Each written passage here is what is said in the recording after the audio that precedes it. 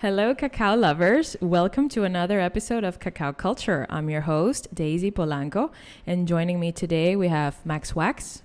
Hello, everyone. Nadia Rizek. Hello. And we're very excited to welcome our first chocolate maker, William Marx, who is the owner and chocolate maker at WM Chocolate. Exactly. Hey, everybody. Hi, Will. How's it going? Very good. Great to be with you today. Okay, so should we start with the burning questions? Well, Will, tell us a little bit about your story, your background. Tell us how you started WM. Yeah, so I got interested in food when I was like 22, 23 years old, and I was living in my own apartment for the first time, control of the kitchen, which is something I never really had before. And I started thinking a lot about food and how to make food that was nutritious and was also fair to the people growing it and to the planet and all of that. So I actually started getting away from a lot of grocery store food and making my own stuff. So I was like buying grain and milling it to make my own bread and doing that with corn for tortillas and even how some old dairy were you products. back then? I was like 23, so okay. young and ambitious, and that was a lot of fun, and it was stuff that I enjoyed eating, but it wasn't really stuff that I was like excited to share with other people because it was a little rustic. Let's say it was all works in progress.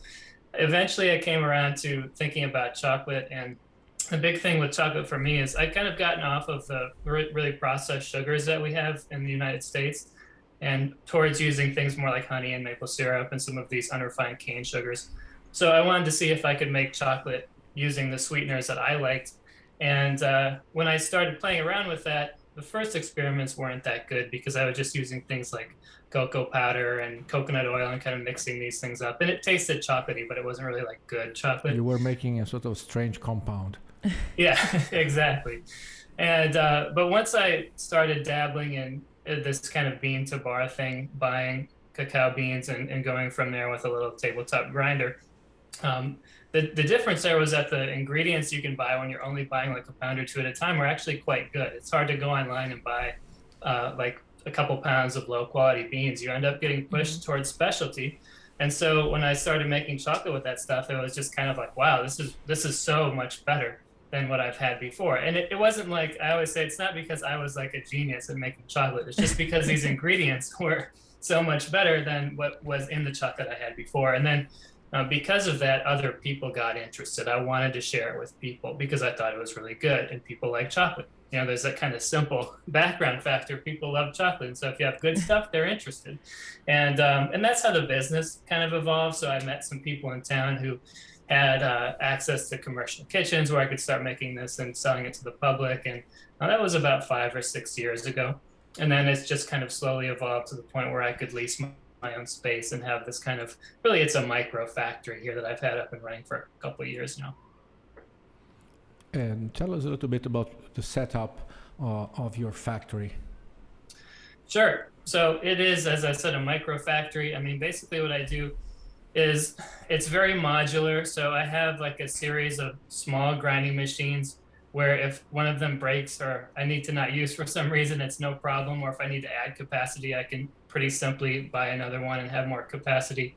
And then I'm doing pretty much everything myself. So now that I'm working with cacao mass from you, it's easier than it used to be. So for many years, I was doing everything from cacao bean. I was roasting, having to do the shelling with this kind of DIY winnower. And that was somewhat painful. So it's really been a nice change to move from that to working with mass. So I have to, of course, melt it, load the machines, let them run for a few days. And then I'm doing all the molding and tempering by hand, but I use crystallized cocoa butter. So it's pretty easy. It's actually super efficient. I'd say I spend like maybe 10 to 20% of my time on the business, like doing production, and the rest is just everything else, which is probably half of what it used to be.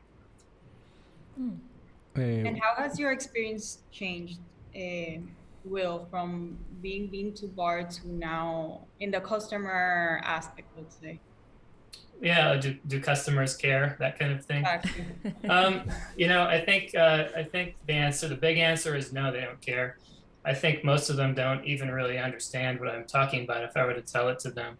And, you know, I think a lot of it is just a question of which audience you're speaking about. So certainly in the more fine chocolate or specialty chocolate world, customers might be more aware of those differences and they might have more of an opinion. But what I have found is that world is just a very, very small world. And so when you're talking about like out of 100 people I might interact with, maybe one or two have the level of education where that might really mean something to them. And the rest of them, they just like chocolate and they like good chocolate. They want to eat better chocolate. And so for them, I usually explain to them why I do it this way.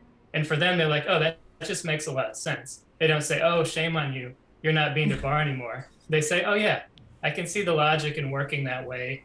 It just seems like it would make more sense. And the chocolate's still really good. So cool, you know, go for it. Yeah, of course. And would you feel comfortable in sharing some more details on the type of machinery and equipment you're using, or you want to keep under strict secrecy, Soviet style? Oh, no, I don't have a lot of secrets. So yeah, the grinding machines, they're basically like smaller tabletop Cocoa Town grinders. You know, I've got a little fleet of them. So yeah, and I've had them for a couple of years, and you know, they're not my favorite things to be honest with you. Like it's a lot of hand work loading them up and all of that. But what I've found that's so nice about them is they're just extremely flexible. So if I want to add another machine, I don't have to have electrical work done. You know, I'm not bringing in an electrician to put a special outlet in. I just get another one, plug it in. Especially now working from mass, the grind times are a little lower and it's less harsh on the machines. So they actually work totally fine. So you can pump out quite a few bars. You know, it's surprising how many you could pump out with those things. And I have a question, Will. I know you tried many of our recipes, many, as we call them, recipes. Which ones did you most like? I know you. Yeah, well, let's tell the audience which ones. if you're okay with that. Yeah, if you're okay with it. I said no secrets. So these are a lot of hard hitting questions, really making me show my cards today, which is good. Well, maybe you can tell us how you got to know the Cacao brand and then get into that. Yeah. Fun fact, Will was actually Kahkow USA's first customer. Yeah, Exactly. Back in 2018. And we share the same initials in inverted order. Oh yeah, that's right. MW. Yeah. So it was a marriage meant to be. There's our destiny. Well, what did I buy back then? Was that cacao butter, or remind me? No, it was beans, I think. I bought some beans. You were bean to bar, and I remember the packaging said Rice Cacao.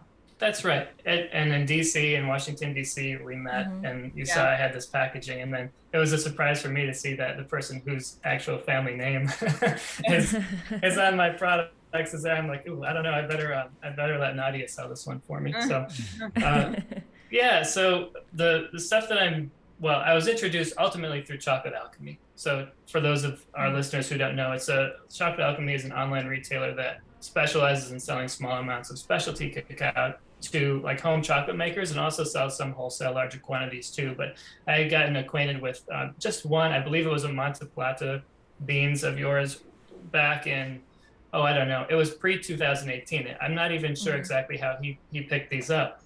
And so that was my first introduction. I really liked those beans, and I used them in an 85% bar. But what I found out later on is that they had been aged for a while. I think they were like in a warehouse for a while or something. And that was actually really nice for the flavor. It mellowed them and made them work well at a high percentage.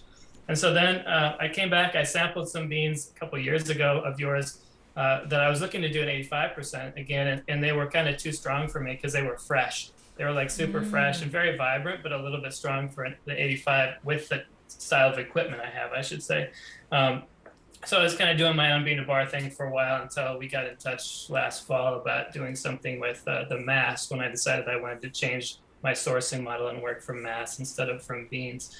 And so honestly, I was skeptical about, just because I think there's a lot of, in the industry, there's a certain stigma around mass, like it can't be as good. And again, for listeners, mass is just cacao that's already been roasted, it's been shelled, and it's been ground to some extent, but not necessarily to complete smoothness. And so the thing is, a lot of mass isn't very good, but there's no reason why that says mass can't be good. It depends on the quality. It depends on the effort that's put into it. So if you make good mass, it can be perfectly good stuff. And I was actually blown away. I thought I'm just not sure. But when I got your samples, I was kind of like, wow, this is actually going to work. And so I knew immediately, just from kind of smelling and tasting, I got the package, opened it up right away. I was very excited. I knew that any of them would probably work for what I was trying to do. And then so I did some playing with test batches, and ultimately I'm doing a bit of a blend right now. But I think as far as things what I like the best, I like components of them. So like the Duarte I love because it has this kind of roasty depth to it more than some of the others. It's a little more chocolatey and kind of basic in the best way. But I like some of the finesse of like the El Ramonal, the El Valle. I love that they're a little more buttery. They have this kind of fruity caramel sweetness to them. I think it's really beautiful. So maybe I'd say my top is maybe the El Valle. I really like that one. Just a technical question, a curiosity. Yeah. How do you further refine your mass, your liquor, and the sugar together? Or you do it separately? So I do them together. I basically take the mass and liquefy it, and then I put it in these grinding machines. And then the sugar goes in shortly thereafter. So it then grinds for about 2 days. The sugar, when I get it, so I'm using this different style of sugar. It's this unrefined cane sugar like panela, and it's a little bit more bumpy and kind of weird than regular white sugar. So it does take some time to process that down. I see. And what is the final micrometer you're able to reach? 18, 20? Yeah, it's down in that smoothness range. You know, honestly, I don't actually use instruments to test except for my tongue. So if it feels smooth to me, then I'm like, okay, this is good. So That's a good instrument. yeah, I mean, it's definitely, I can tell. So I from the spec sheet, I know that the mass is something around like 70 when it's coming from you. And so I can tell that it's still, if you made a bar out of it, still feels just a little bit gritty. But after it goes through a couple of days of grinding with the sugar, then it stops being that way and it's totally smooth again. I see. And so you do the tempering by hand, you said? That's right. And I do use a trick. I don't know, you probably are aware of this. It's pre-crystallized cacao butter. So you use a process of heating to basically super crystallize some cacao butter. And then if you add that into your melted chocolate at the right temperature, it pretty much like automatically crystallizes the whole mass. So you don't have to do this heating and cooling cycle. It's very, very easy. You just throw everything on the tabletop and it just works. Pretty much, yeah. I have one of these melters. It holds temperature. I throw the cacao butter pre-crystallized stuff in, stir it up, and wait a few minutes, and it's kind of like ready to go. So it's very foolproof. Okay, I see. Yeah. Look here, Elena de Wint, our in-house chocolate here, just joined. She was too curious to resist outside the room. Oh, hello. So she came in and we are sharing an earpiece. Yeah, well, I tell you, if you haven't tried tempering this way, you should, because I used to have a lot of headaches I was doing things on a tabletop stone tempering method, you know, and that worked about 3/4 of the time. But that 1/4 of the time when you're doing it like 10 times a week starts to become a really big problem. So this has saved me a lot. When we spoke last week, you told me, well, you have very personal views and strong opinions on chocolate pricing and how we should, as responsible chocolate makers, price our bars and the margin, what is just, what is correct in order to allow our market to grow. Would you like to elaborate a little bit on that? Absolutely. So this is it's a big topic and a challenging one. So I'll try to be clear on how I've evolved. When I was beginning, I was certainly working with products that were in that $8 plus a bar price range, you know, 8, 10, 12. And a lot of that for me was I saw that because I was, again, more focused early on actually using higher quality sugar than so much the cacao, but I saw this specialty market as a way to kind of help get what was a more expensive product to produce out the door. And so it made sense to be a part of that. I think what happened, and once I got in, was I started to see that the market was just very small for these like very focused origin bars. And even for bars, let's say they're not so origin driven, maybe they're a creative inclusion or something like that. But the bottom line is I had so many experiences where I could tell that people really appreciated the chocolate. They loved how it tasted, and it was an upgrade for them, but they just couldn't get themselves over the price hump. So they'd see the $8, $10 price tag, and it was just too much. So I introduced things like mini bars to explore having something that was more at, say, a $5 price range to see if that worked better. And in fact, it often did, but it was still a pretty small bar. But what it taught me was that people saw that $5 point and they were like, okay, this I can do, as long as I don't feel that it's too small and I'm getting cheated or something. But once it gets a lot advanced of that price, it's too much friction for the consumer. They're just, the barrier is a little too big. And so it's not to say that, impulse. yeah, I mean, you need to keep it in impulse buy range, in part because, again, that's how a lot of people are buying chocolate. It doesn't mean that it's unfair to have a bar cost $10. That's certainly not what I'm trying to suggest. And there are bars that should cost that much. However, I think there's something missing in the middle, and we often make comparisons to wine. And there are certainly bottles of wine that cost $100 or $500 or more, but there are also a lot of them that cost $15 that are perfectly wonderful and that can cost that because there's some efficiency built in. And, at that price point, you can get things from all over the world, all different regions, very different flavor profiles. And so my wish for the chocolate industry is just that we would figure out ways to make more things that were more origin driven in a way available at price points that are just a bit more in that impulse buy range or in that kind of accessible range, and have a broader base there. And then we can start building up to those super focused kind of plantation driven bars that cost 10 plus. And where did you find those efficiencies? Where were you able to do your cost cuts without affecting the final quality and without compromising too much on your beliefs? Sure. Well, some of them are things that I do, and some of them are things that you do, maybe whether you think about it or not. And so on my side, and that's one reason why I work with you, I really should maybe here pause and say that I really have a big admiration for what you're doing, because I think you found a way to combine quality and scale, maybe in a way that is fairly unusual in specialty. But stepping back to what I do, a lot of it's packaging. So before I was using these boxes, and the boxes are kind of expensive. They require a ton of manual labor to fold up, or if you don't do that, you need a machine. And so I changed packaging styles, and I would say it cut my packaging costs, considering labor too, probably by 75%. So Wow. way more than 50%. It's like I'm spending a quarter of the time and maybe, 2/5 the cost on the materials itself. So there's that.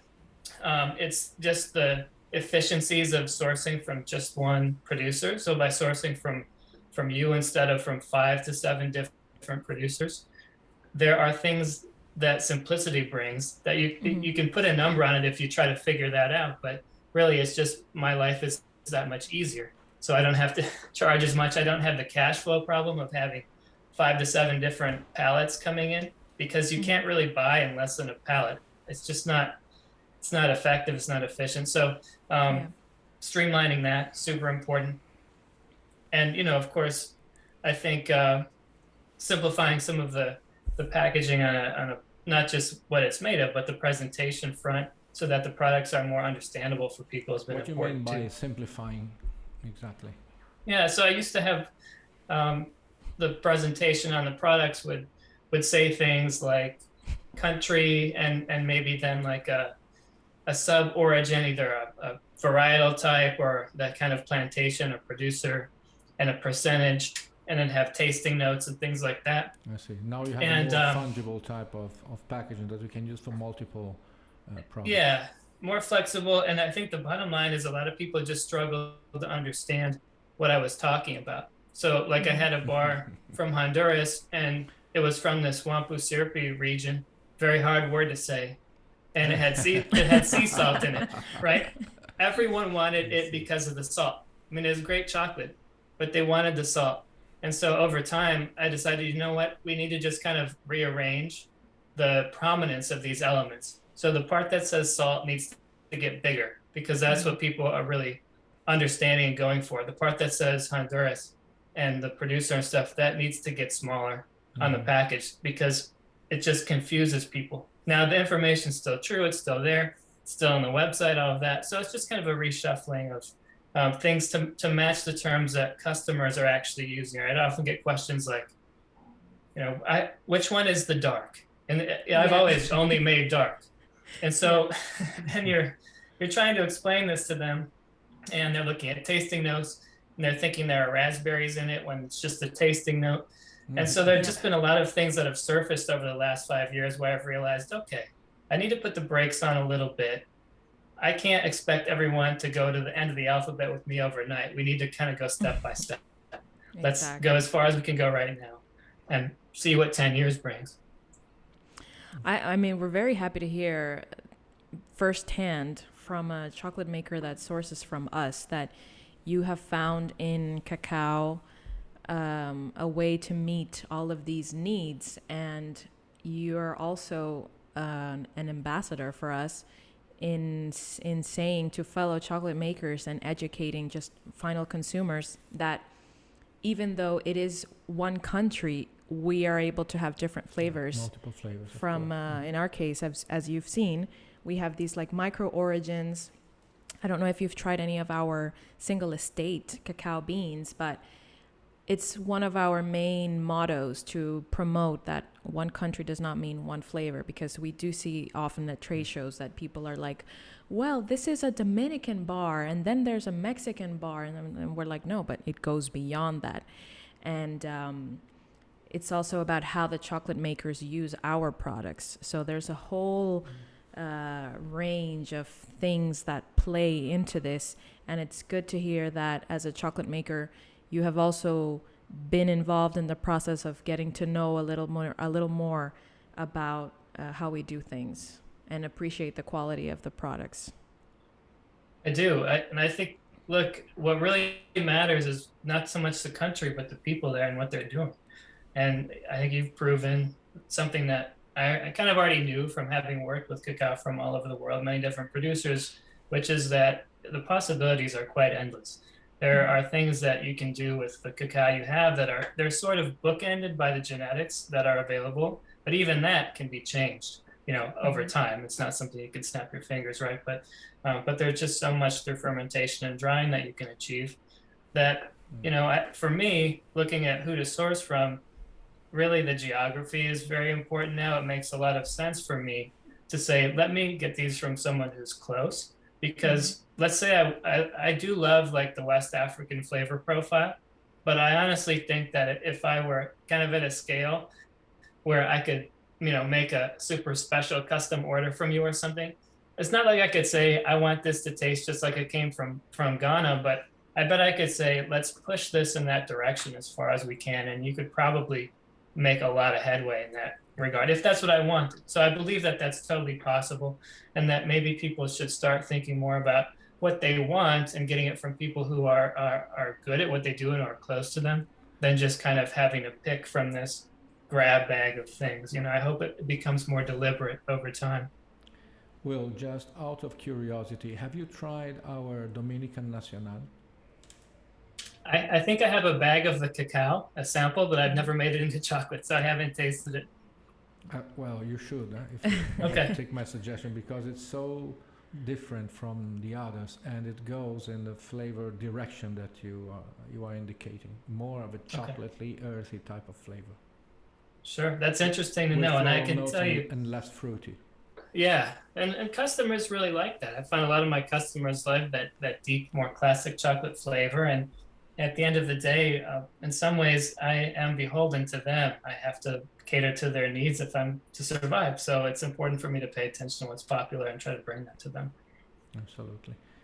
And among all the costs that you have in your value chain, which one is really uncompressible, that you were not able to make any savings on it? My rent. That one's always a bit of a challenge, but I think some of it is there are things that you're not willing to compromise on, and there are times when, so the cacao is definitely one of those things where, as far as a quality standpoint, I'm not willing to compromise, and same with the sugar. So basically, at the ingredient level, I'm not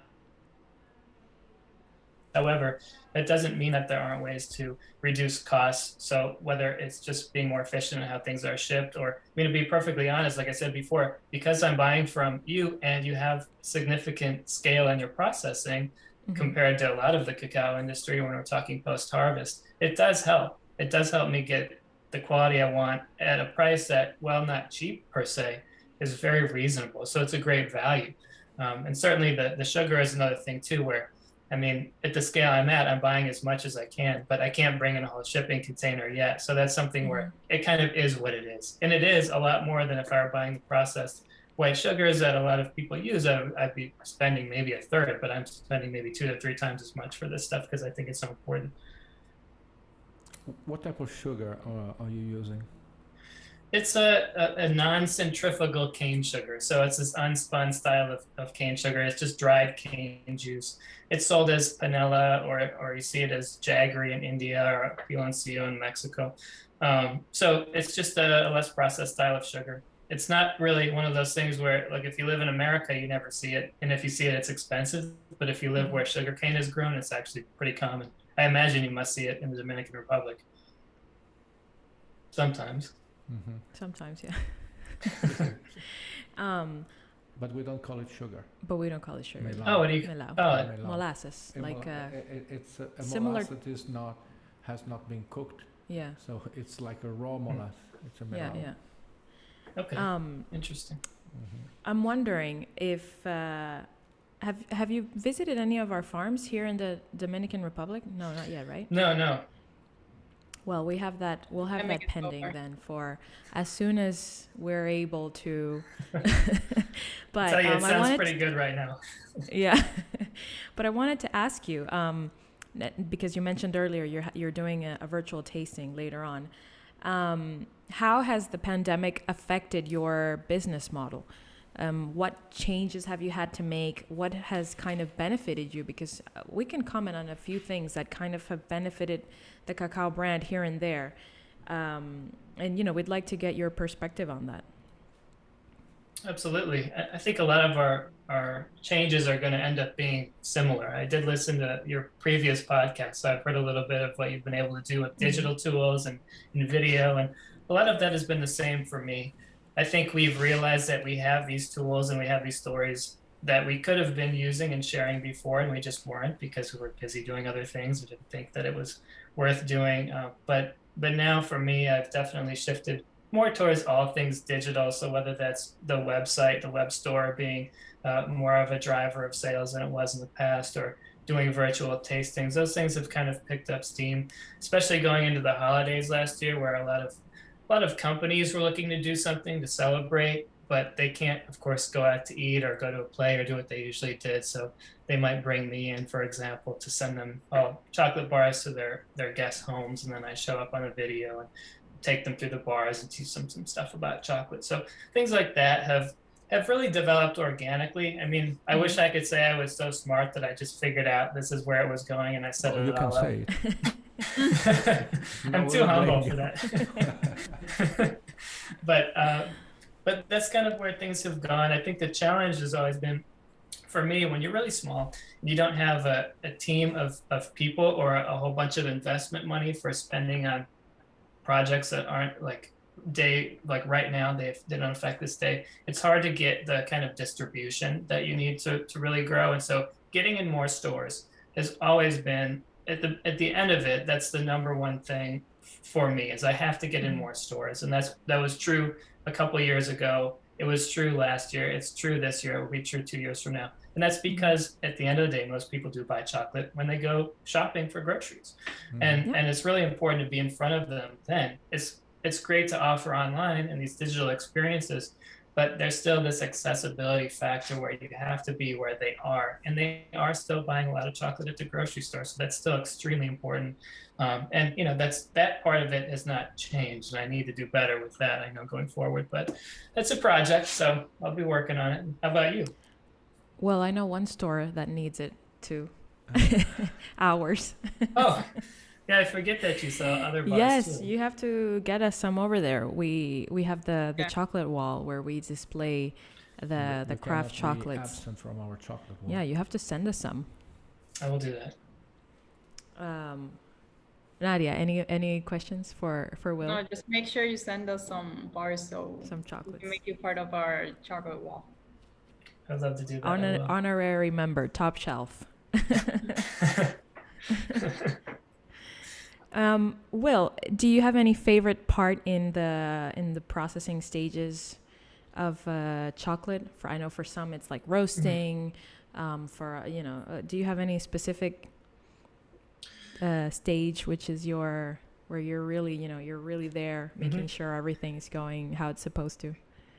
Well, my favorite time really is the day after it's done, when the product is kind of nice and I can yes, or I can taste it. You know how it takes like a day after you temper it for the flavor to really be there? I love that when it's so hard to be patient sometimes, wait, and then you do get to bite into it and say, okay, yes, this is working.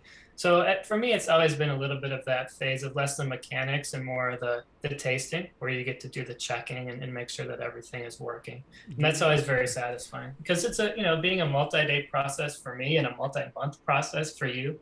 It's kind of like, well, where's the payoff? Eventually you want that payoff. And so I do appreciate that very much. Aromas. Yeah, sorry. In your opinion, what is the real shelf life of dark chocolate? Well, I would let it everlasting. Yeah, I mean, from a safety standpoint, I do tell people, I say, you don't ever have to worry about getting sick off of this. It's not going to go bad really from a safety standpoint. But I usually tell people 1 to 2 years, 2 years is maybe an outer range, but I've had stuff that I've stored for over 2 years just in kind of normal 65, 70 Fahrenheit conditions. It's been totally fine. So. And what changes have you observed throughout the life of a chocolate bar in terms of taste, texture, hardness? Yeah, I think the biggest changes have happened as far as flavor in the first month or so. And then it seems to kind of stabilize. So typically what I find is that a lot of the brighter flavors, things that are more fruity or acid driven, tend to tame over time, especially in that first month. And you get something that's more mellow. I mean, it tastes like a lot of aged things. It tends to mellow with age. After that, more stable.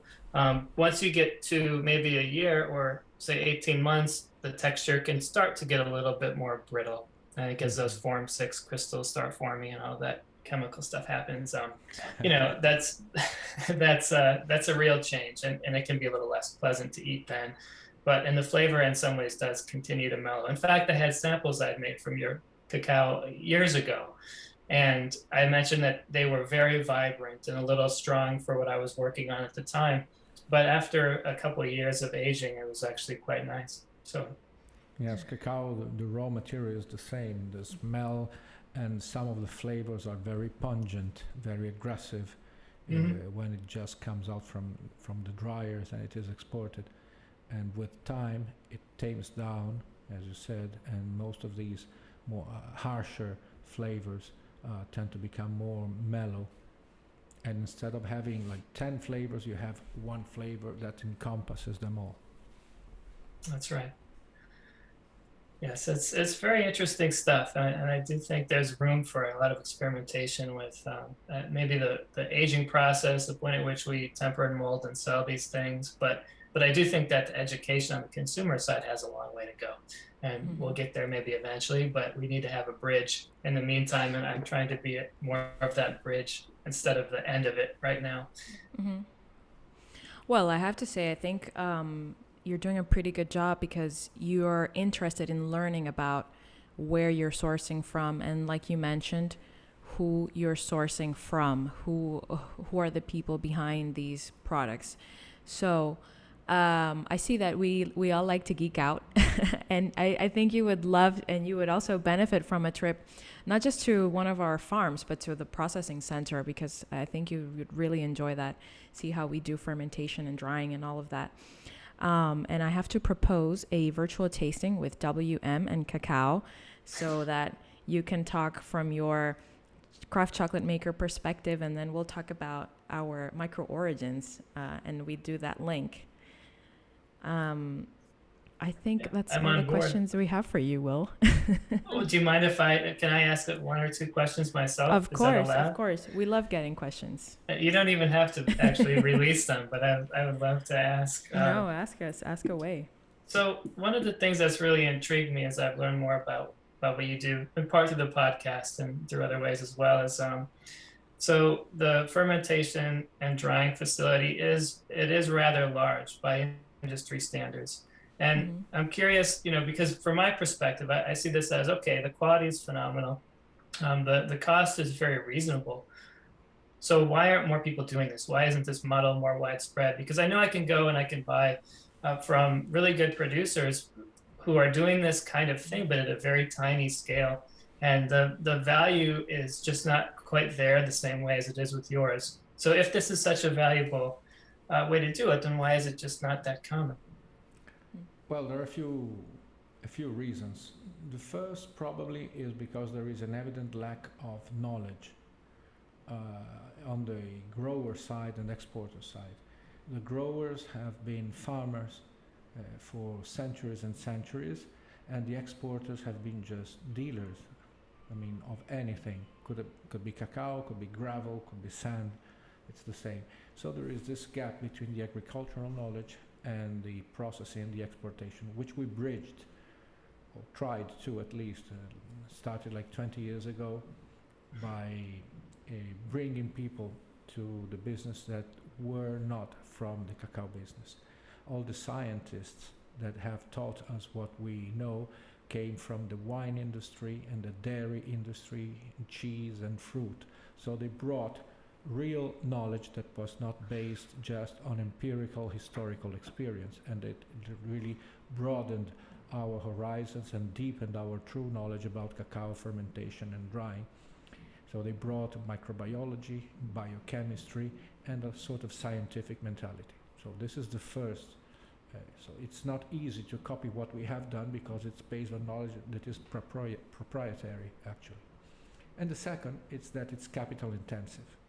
I mean, you need to do at least one large investment at the very beginning, which we did, thanks to the company resources, but also we took several loans with banks and other institutions, and we were able to pay for our fermentation and drying facility. And to be very frank with you, one of our largest customers also invested with us because they were interested in seeing how things would work in the cacao industry if cacao was like any other food ingredient.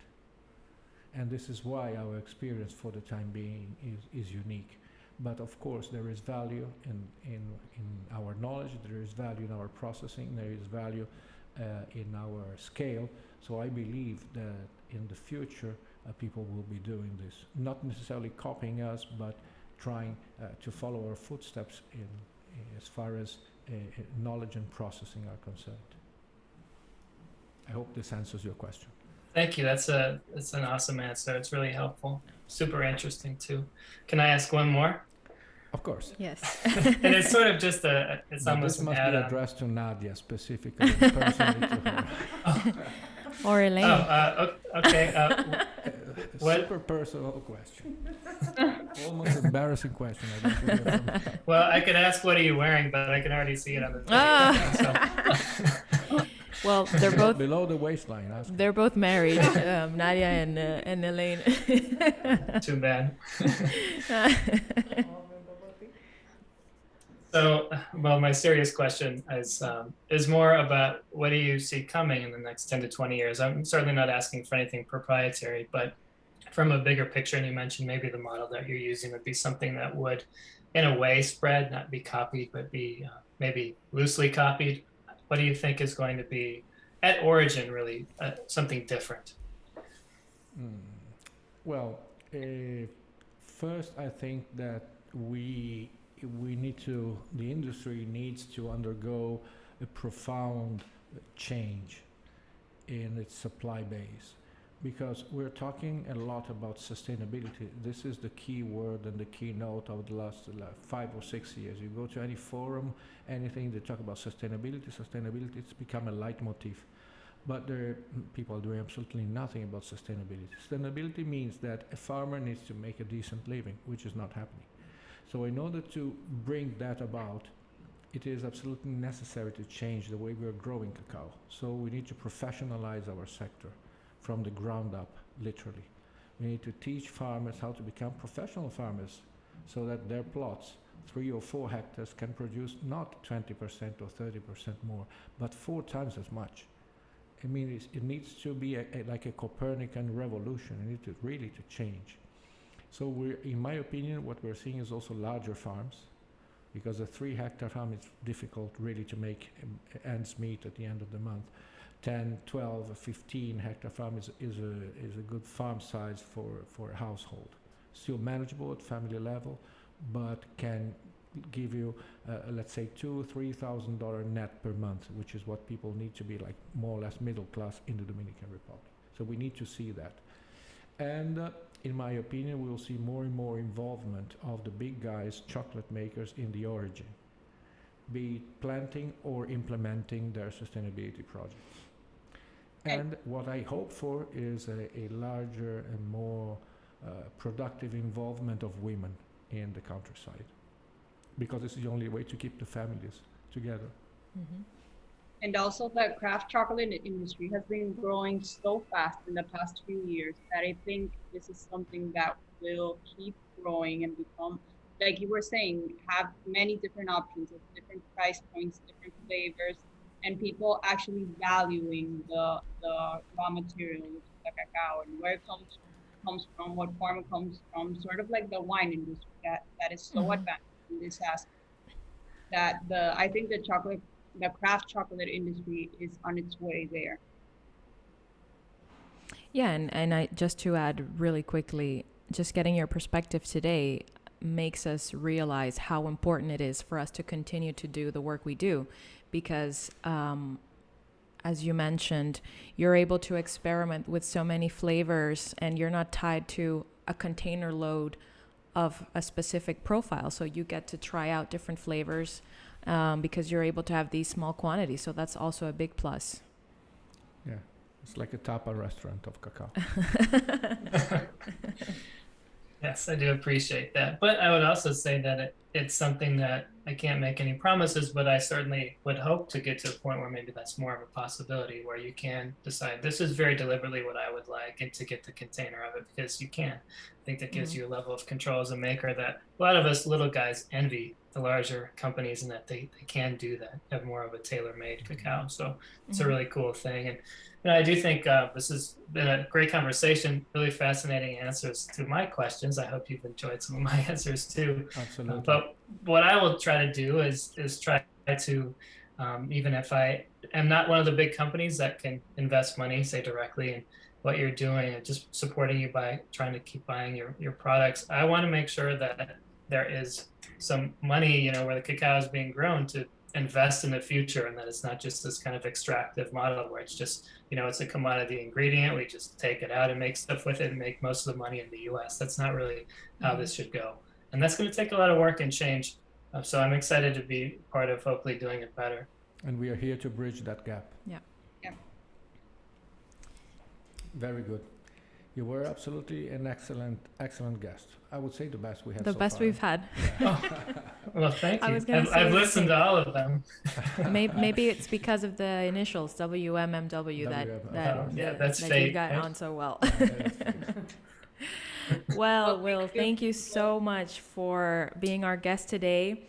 I want to remind cacao lovers that we are offering a discount on our website with the coupon code CULTURE. Will, thank you so much. I'm pretty sure we're going to have you again. I hope so.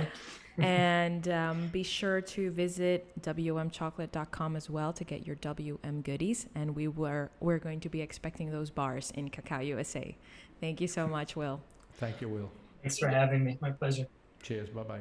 Have a nice day. Bye.